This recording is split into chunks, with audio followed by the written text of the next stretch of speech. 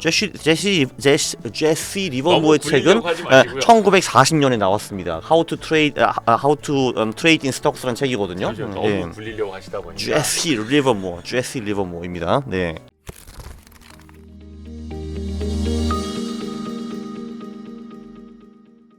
상대적으로 우리나라에서는 많이 알려지진 않았는데 네. 미국에서는 굉장히 유명한. 네. 그리고 어떻게 보면 이제 트레이더라고 그렇죠. 해야 되죠. 그렇죠. 트레이더. 그러니까 투자자라고 보기는 좀 그렇고 트레이더라고 보는 게 맞죠. 트레이더라고 보는 게 더 맞다. 네. 그러면 네. 가치 투자자라기보다는 좀 트레이더에 가까운. 그렇죠. 가치 투자랑은 거리가 멀죠. 네. 거리가 멀어요. 네, 거리가 멀죠. 네. 근데 이 책에도 보니까 뭐 좀 이따 이야기를 하겠습니다만 예. 뭐 가치에 대한 이야기를 하기는 해요. 당연히 합니다. 네. 근데 어느 쪽에다 조금 더 비중을 뒀느냐는 이분은 사실 기술적 투자와 기본적 투자를 합쳐서 투자하시는 분인데 근데 둘 중에서 뭐가 더 중요하냐라고 하면은 이 책 말고도 다른 책도 있어요. 모멘텀 마스터스라고 슈퍼 트레이더 4명이 모여서 쓴 책이 있는데 거기서 무조건 말해요. 차트가 안 맞으면 나는 펀다멘털이 아무리 좋아도 투자하지 않는다. 그러니까 한마디로 기술적 투자냐 기본적 투자냐 뭐가 먼저냐라고 하면은 기술적 투자가 먼저인 사람이에요. 그러니까 기술적 그림이 맞으면은 그때부터 펀다멘털을 보시는 분입니다. 그렇게 보시면 돼요. 아무리 펀다멘털이 좋아도 가격이 질질 떨어지고 있다? 그럼 바이 안녕. 네. 그것도 이유가 다 있어요. 책에 보면은. 네. 그 이야기 뒷부분에 좀 해볼게요. 우선은 마크 미너비니 이 양반이 어떤 분인지부터 살펴봐야 되는데 나이가 그렇게 많지는 않아요, 그렇죠? 50대 아니에요? 사실 이 양반 그 뭐 나이도 잘 모르겠네. 네. 아니다. 그러게 출생 이거를 이게 언제 태어났지? 네. 그렇죠. 저는 거기는 관심 별로 없는데, 근데 지금 나이를 보니까 저는 대충 50대 정도로 추정이 되거든요. 네, 그러게. 그렇죠. 왜냐면은 80년대 열심히 했는데 그 이제 90년대 말부터 성공을 했다. 이제 이런 얘기가 나와 있거든요. 보면은. 근데 이제 80년대부터 했는데 이 사람이 굉장히 일찍 시작했단 말이죠. 그러면 아마 60년대 말 70년대 초 연절이 태어났을 것 같아요. 아마. 네. 그러면 이분이 주식 투자를 시작한 게 언제쯤이라고 보는데요? 그러니까 이분이 8학년 때 학교에서 그 중퇴했어요. 8학년이라는 거는 영어로 주니어 하이스쿨, 우리나라 말로 중학교잖아요. 우리나라로 따지면 나이로 얼추 한 중2 정도? 그렇죠. 그러니까 이분이 초졸입니다. 초졸. 중학교를 졸업을 안 했거든요. 자, 그러니까 중학교를 졸업하지 않은 사람은 아무리 합격을 한국보다 덜 따지는 미국이라 하더라도 할 수 있는 게 별로 없습니다. 그렇죠. 그러니까 중학교 졸업장이 없고 그래서 초졸이고. 네. 그렇죠. 그러면 미국 현지에서도 괜찮은 잡을 찾기가 어려웠던. 그렇죠. 아무리 미국이라 하더라도 편의점 알바하기도 꽤 어려울 겁니다. 편의점 알바하러 딱 갔는데 너 학력이 어떻게 되니? 저는 초졸입니다. 그래? 중졸, 고졸이 지금 100명이 서 있어요. 막 나가 할 거거든요. 그러니까 편의점 알바도 사실 미국에서도 제대로 할 수가 없습니다. 그러니까 할 수 있는 게 주식 투자밖에 없었던 거죠. 그래서 8학년 후부터 주식에 올인해가지고 대성하신 분입니다. 제가 보기에는 아마 이 사람이 트레이더 중에서는 세계 최강이 아닌가 싶습니다. 아니 그러면 10대 때부터 주식 투자 시작을 했는데 그렇죠. 네. 버핏은 아마 10대 초반부터 시작을 한 걸로 알고 있는데 버핏은 제가 지금 다음 달에 오마하에 가서 버핏을 멀리서 보기 때문에 지금 스노우볼이라는 책을 읽고 있는데 11살 때 시작을 했습니다. 11살 때. 네, 11살 때. 네. 그것도 굉장히 강조하시네요. 오마하 주총 가신다는 거죠. 그렇죠. 이런 걸 강조를 하는 거죠. 근데 이제 전기를 읽어보면은 10대 때는 주식 투자가 확실히 메인이 아니었어요. 이것저것 딴 것도 하고 이런저런 비즈니스도 하고 여자애들도 좀 좋아하고 이렇게 하다가 이제 좀 그 후에 본격적으로 시작한 것 같습니다. 10대 말 20대 초 이때 본격적으로 했다라고 볼 수 있죠. 근데 미너비니는 그럼 어떤 차이가 있을까요? 일찍 똑같이 시작하긴 했는데 그렇죠. 더 일찍 시작을 했고 그러니까 이 양반도 이제 워렌 버핏과 비슷하게 계속 한 평생 주식만 팠다라고 보면 될 것 같아요. 근데 저는 이 사람이 일찍 시작했다는 걸 굉장히 좋다라고 봅니다. 솔직히 우리가 중고등학교, 대학교에서 배우는 게 아무것도 없지 않습니까? 그 인생에 도움이 되는 게 아무것도 없잖아요, 사실. 그래서 이제 저는 이 사람이 정말 이게 가장 잘했다라고 생각하는 사람입니다. 그러니까 강 작가님이 그 할투에서 하신 이야기 들었는데 예. 본인이 16년 동안 정규 교육을 받으셨다는 거에 대해서 분노를 하시더만. 그렇죠. 쟤는 이제 굉장히 붕괴를 하고요. 이제 제가 독일에서 초등학교 나왔는데 거긴 4학년에 끝나거든요. 근데 그 4학년에 끝나고 이제 독일 같은 경우는 중고등학교를 합쳐서 9년 다니거든요. 4+9가 되고 이제 대학은 이제 배출러까지 3년이거든요. 그래서 저도 안타깝게도 16년 동안 정규 교육을 받았습니다. 딱 초등학교 끝나고서 주식을 시작했으면 제일 좋았을 텐데 그러니까 저도 굉장히 아쉽죠. 주식을 너무 늦게 시작해가지고 미너비니처럼 하면 됩니다, 여러분. 그러니까 일찍 시작하는 게 중요하고 그래야지 뭐 복리 효과 조금이라도 더 돌아가는 거긴 한데 왜냐하면은 예체능 같은 경우도 다 10살 이하에 시작해야지 뭔가 월드 클래스로 갈 수 있잖아요. 주식은 왜 다르겠습니까? 그러네요. 그렇죠. 스케이트도 걸음마 시작할 때부터 타야 김연아처럼 다 그렇게 되는 건 아닌데. 김연아님이 아마 24살에 시작하시지 않았을 겁니다. 네, 그렇죠. 그럴 가능성이 별로 없어요. 네, 그렇죠. 근데 이 책을 보면은 네. 이게 한국에 들어온 게 최근이고, 그렇죠? 네. 최근에 한국에 들어온 거고 원래 이 책이 미국에서 2013년에 네. 발간이 됐던 맞아요. Trade Like a Stock Market Wizard. 네. 그러니까 시장의 마법사처럼 트레이드하라? 뭐라 해야 돼? 투자하라? 그렇죠. 그렇죠. Trade Like a Stock Market Wizard. 그러니까 왜 스톡 마켓 위자드라는 얘기가 나오냐 하면은 왜 잭 슈베이거가 쓴 시장의 마법사 시리즈가 있잖아요. 네. 거기 3권인가 4권인가 이름이 스톡 마켓 위자드예요. 그래서 여기 이분이 나와요. 그 책에. 근데 그래서 본인이 스톡 마켓 위자드라 이거죠. 그래서 본인처럼 스톡 마켓 위자드처럼 투자를 하세요라는 이름으로 책을 낸 거죠. 그런 백그라운드가 있습니다. 시장의 네. 마법사. 그렇죠. 이거 잭 슈베이거의 책에 이분이 나와요. 거기서 한 챕터를 차지하거든요. 네, 그래서 거기 이제 본인 나왔으니까 나는 스톡 마켓 위자드다라고 하고 다니기 시작한 거죠. 그때부터. 그때 네. 그 책이 나온 건 제가 알기로는 한 90년대 말인가 2000년대 초반으로 알고 있습니다. 네. 근데 제가 궁금한 건 네. 이 지금 이제 번역서 자체가 네. 2013년에 미국에서 나왔던 책이란 말이죠. 네, 맞아요. 23년 그러니까 10년 뒤에 우리나라에 번역돼서 나온 건데 네. 과연 10년 전 책인데 이게 통용이 될까? 아이, 이걸 그럼요. 보고 배워도 될까? 그럼요. 그 사실 그 이분이 가장 존경하는 트레이더가 제시 리버무어거든요. 제시 리버무어의 너무 굴리려고 하지 마시고요. 1940년에 나왔습니다. How to Trade in Stocks라는 책이거든요. 잠시만요. 너무 굴리려고 하시다 보니까 제시 리버무어입니다. 네.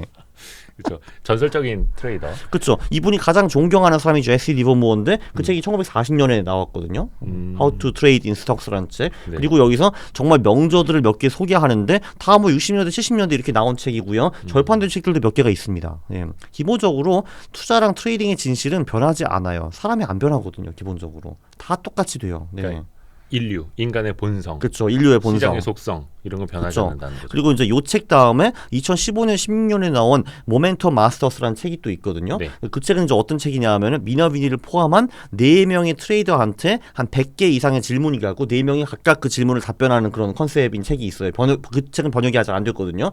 거기 첫 부분에 그 말이 나와요. 야, 니네들 80년대부터 이거 하고 있는데 그 패턴이 아직도 다 통하냐 하니까 나 지금 아직도 그 80년대 쓰는 거 계속 그대로 써먹고 있어라는 말을 합니다. 그거를 이제 미너비니도 하고 나머지 3분도 똑같은 말을 합니다. 네. 신기하네. 그래서 볼만합니다 이 책이. 네. 일단 미너비니 네. 책에도 나오는데 맞다. 그거 있었어. 이분이 그리고 네네. 본인의 방법을 써가지고 2021년 US 인베스팅 챔피언십에서 우승을 하면서 334%를 벌었거든요. 아직 유효하다는 게 입증이 된 거죠. 저도 그거 여쭤보려고 했어요. 네. 일단 전미 수익률 대회에서 네. 1등을 2번 하신.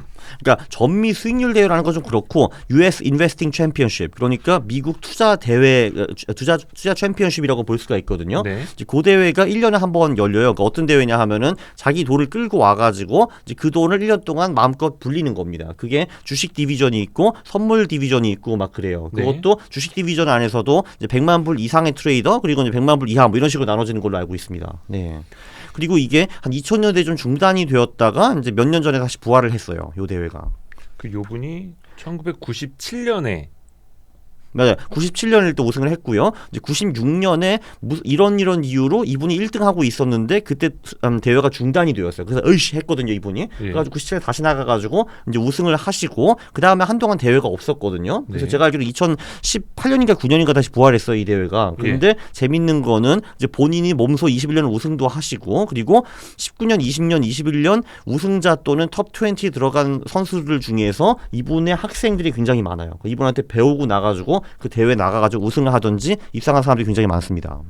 본인의 제자들이 그렇죠, 같은 그렇죠. 대회에서 활약을 하고 있는. 그리고 이제 제자들만 나오면 가오가 안 살리니까 본인도 몸에서 나오셔가지고 21년 우승을 한 거죠. 335% 버시면서요. 네. 그러니까 97년에 155% 수익률로 우승을 했고 그렇죠, 그거는 네. 이 책이 나오기 전이었고 네, 맞아요. 2021년에 334% 그러니까 미국에서 이 책이 나온 게 2013년이니까 네. 그 한참 후에 또 나가서 1등을 했다. 그렇죠. 그리고 97년에 우승을 하고 그 이분이 제가 알기로는 90년대 5년인가 6년 동안에 연봉을 220%를 벌었어요. 그러니까 그 6년 만에 본인의 자산 300배인가 올렸거든요. 네. 그래가지고 잭 슈베이거가 그걸 보고서 오호 이 사람 뭐야 스톡 마켓 위자드네 해가지고 인터뷰를 한 거예요 그때.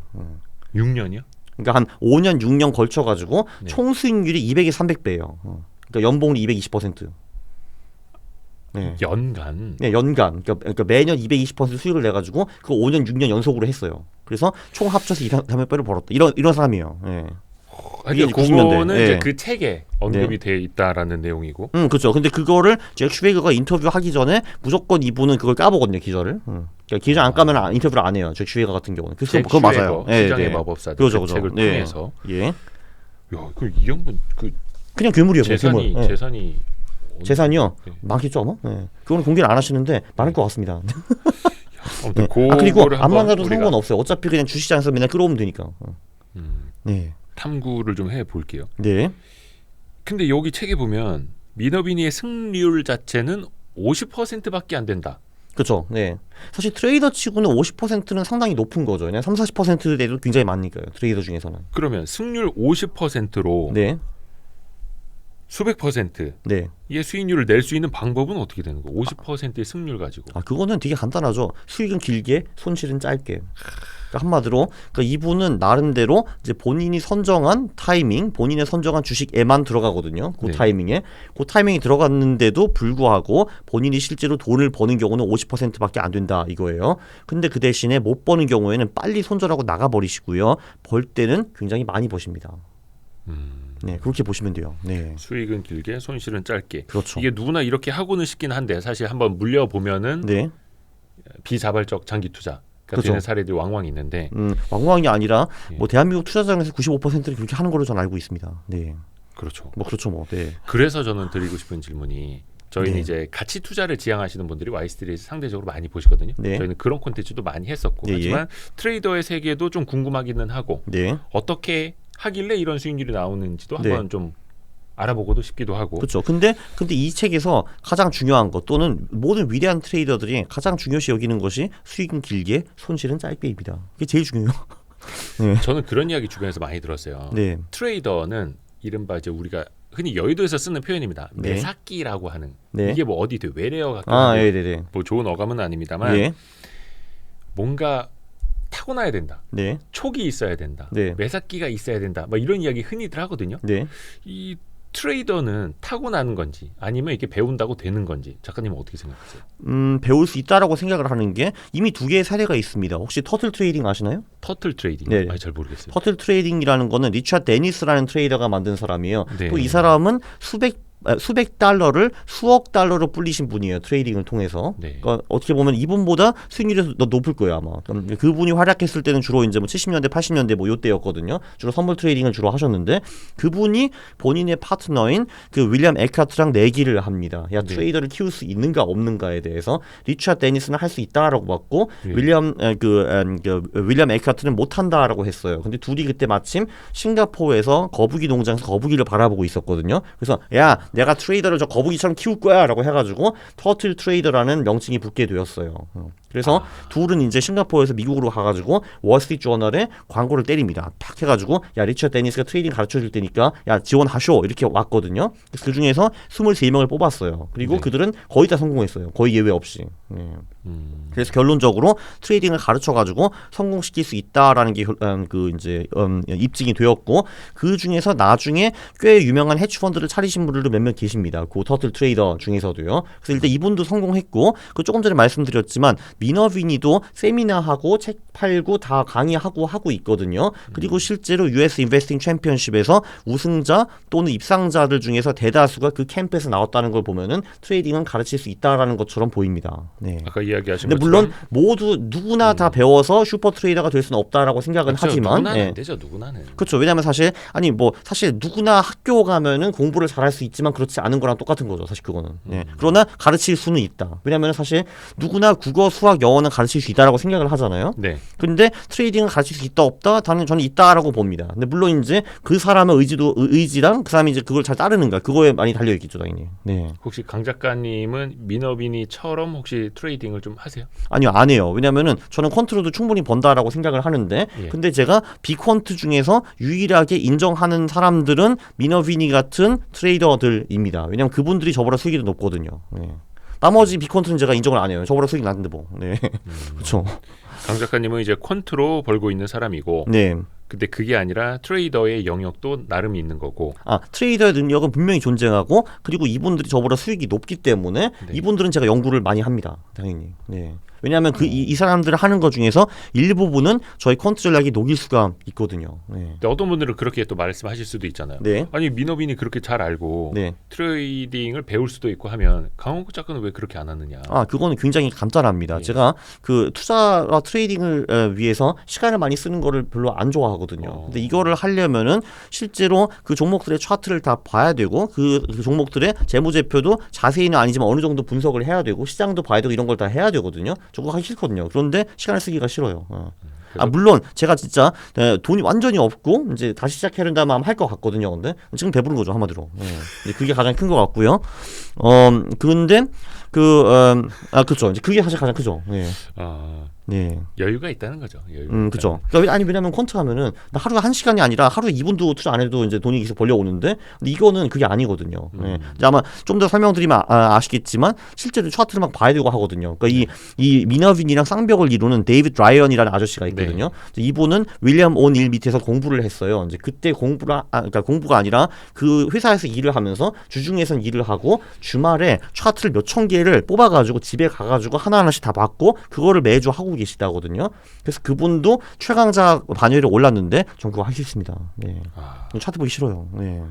약간 트레이더가 되려면 그만큼의 시간과 노력을 당연히 투입을 해야 된다. 그렇죠. 퀀트는 가성비가 좋고 괜찮은 수익을 낼 수 있는데 이거는 수익은 어마무시하게 낼 수 있는데 내 시간과 에너지와 노력을 많이 투입해야 된다. 그 차이라고 보시면 돼요. 그러니까 고노력 고수익이냐 아니면은 이제 저노력 중수익이냐 이거 중에 선택을 해야 되는 거죠. 근데 저는 중수익이면 충분해요. 사실 먹고 산 데는.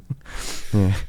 중요한 거는 또 많은 사람들이 언제 사고 언제 파느냐 많이 궁금해 하시잖아요. 네. 물론 이제 같이 투자하시는 분들 입장에서 보면은 마켓 타이밍을 재려고 해서는 또 안 된다 이렇게 말씀하시는 분들도 많고 이 질문을 만약에 민어빈이가 듣는다면은 어떻게 답을 할까요? 마켓 타이밍에 대해서. 그러니까 니네들이 돈을 못 벌지라고 말했을 겁니다. 그거는 100%고요. 실제로 이런 식으로 말을 해요. 이 책에서 말을 하고 트위터에서도 비슷하게 말을 하거든요. 특히 이제 그 누구야? 그 돈나무 누나 있잖아요. 근데 캐시우드. 그분은 엄청 쉽죠. 그러니까. 누구를요? 이제 미너비니가 그 돈나무 누나를 엄청 씹죠. 리스크 관리 하나도 안 되고 뭐 저딴 거를 무슨 가치 투자라고 한다고 하는데 막 하면서 이제 엄청 씹어요. 그냥 한마디로. 막 성장주 가치 투자 막 이런. 그렇죠. 그냥 대놓고 비웃죠. 거기서는. 근데 마이너스 80%야 하면서 이제 그냥 비웃거든요. 근데 이제 기본적으로 이분의 마켓 타이밍의 가장 중요한 아이디어는 와인스타인이라는 사람이 쓴 책에서 왔어요. 그 책 이름이 뭔지 여기 있다. 주식 투자 최적의 타이밍을 잡는 법이라는 책이거든요. 이거는 번역이 돼 있습니다. 이 책도. 와인스타인 책이고 그러니까 와인스타인 책에서 가장 핵심 이론은 뭐냐면은 이제 주식이 그러니까 4단계로 나눠진다는 거죠. 저거 한번 띄워주시면 나쁘지 않을 것 같은데요. 네. 지금 화면 나가고 있습니다. 네네. 나오고 있어요. 네. 그러니까 이제 주식은 1단계, 2단계, 3단계, 4단계로 나눌 수 있다라는 거예요. 저기 이제 오른쪽 밑에 보시면 그림이 보이거든요. 잘 안 보이시긴 할 텐데. 예. 그러니까 이제 기본적으로 1단계는 사람들이 별로 주식에 관심이 없어가지고 질질 횡보하는 기간이에요. 그게 이제 수개월이나 수년 동안 이어질 수 있다라는 거고요. 이 말을 합니다. 이때는 회사가 좋아 보이고 가치가 있어 보이고 싸 보여도 절대 사지 말아라라는 말을 합니다. 미너비니는. 그 다음에 이제 2단계가 옵니다. 2단계가 아름다운 거죠. 한마디로 2단계 초기에는 가격과 거래량이 상승을 하면서 가격이 150일 또는 200일 이동평균 위로 가버린다라는 거고요. 그리고 이평 자체도 더 이상 횡보하지 않고 상승하기 시작한다라는 말을 합니다. 그리고 단기 이평이 장기 이평을 넘어서기 시작하죠. 왜 원래 그렇잖아요. 이게 올라가기 시작하면은 이제 50일 이평이 200일 이평보다 위에 올라가고 그런 게 보이죠. 정배열이라고 하죠. 그거를. 골든 크로스, 정배열 이렇게. 그렇죠. 그래서 오로지 2단계에 있는 주식만 사라라고 말을 하는 겁니다. 이 사람은. 그리고 이제 그게 끝나면은 이제 3단계로 가면은 이제 거래량이 막 증가를 하고 상승 추세는 멈춘 다음 이게 한 단계 올라간 다음에 그 위에서 이제 지그재그식으로 움직인다라는 거거든요. 그리고 이제 그 후에는 4단계 한마디로 훅 떨어지는 때가 온다라는 거예요. 여기서는 조심해야 되는 게 뭐냐면은 3단계가 애널리스트나 이런 사람들의 평가가 제일 좋다라고 합니다. 왜냐면 2단계 주식도 많이 올라갔지 펀더멘탈도 개선됐지 해가지고 이미 3단계 올라간 주식을 애널리스트들이 막 칭찬하고 야 이게 가치 주자 된다 이런 식으로 막 말을 한다는 거고요. 네. 심지어 4단계 들어갔는데도 불구하고 보통 이제 가격이 먼저 꺾이고 어닝이 꺾이기 때문에 4단계 들어간 주식에도 애널리스트나 투자자들이 굉장히 긍정적으로 보는 경향이 높다라는 건데 4단계 주식의 공통점은 가격이 빠지고 있다 이거예요. 근데 절대로 들어가지 말라는 거죠. 그러니까 이 책, 그러니까 와인스타인이 그 책에서 뭐라고 하냐면은 이 책에서 4단계 주식은 절대로 사지 말아라 하나만 배워도 이 책값을 한 100배 네가 번 거다라고 말을 해요. 그 책에서. 근데 미너비니가 그 와인스타인의 이론은 그대로 받아들였어요. 1단계, 2단계, 3단계, 4단계 그거. 네. 그리고 이제 책에 몇 가지 예를 듭니다. 네.